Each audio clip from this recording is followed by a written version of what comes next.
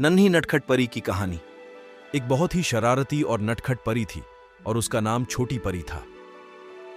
छोटी परी के पिता एक राजा थे और मां एक रानी थी। छोटी परी के माता पिता उससे बहुत परेशान थे क्योंकि जब भी छोटी परी को कहीं भी खेलने के लिए बाहर छोड़ा जाता था तो वह उस जगह को छोड़कर कहीं और चली जाती थी। इस वजह से वे दोनों बहुत परेशान रहते थे। एक दिन छोटी परी को पढ़ाने के लिए एक बाबा आए। जब बाबा ने छोटी परी को पढ़ाने के लिए किताब खोली तो छोटी परी ने अपने जादू से सारी किताबें उड़ाना शुरू कर दिया। तब बाबा उसे समझाने लगे कि अगर सही से पढ़ोगी लिखोगी नहीं तो एक दिन बहुत परेशानी होगी।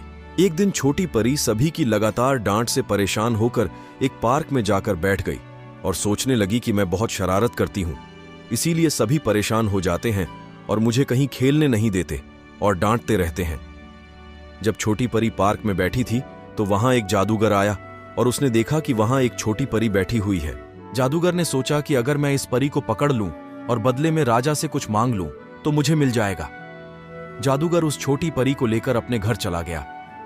फिर अगले दिन जादूगर राजा के महल में पहुंचा और राजा से कहा कि आपकी छोटी परी मेरे पास है, जब तक आप मुझे अपना आधा राज्य नहीं दोगे मैं छोटी परी को नहीं दूंगा।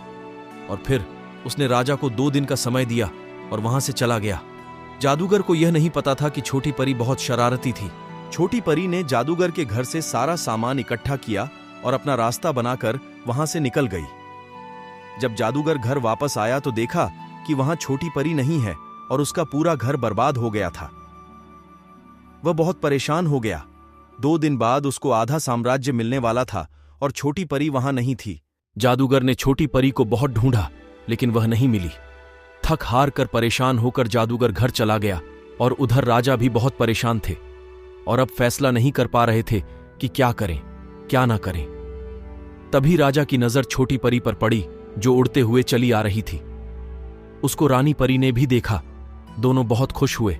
राजा ने छोटी परी को गोद में लिया और सब लोग उसे देखने लगे। छोटी परी जादूगर से बच निकली जिससे बच पाना मुश्किल था और फिर राजा और रानी छोटी परी को पाकर बहुत खुश हुए और राजा ने पूरे राज्य में निमंत्रण बांटे, गरीबों को दान दिया। राजा ने अपनी बेटी को पाने की खुशी में खूब जश्न मनाया।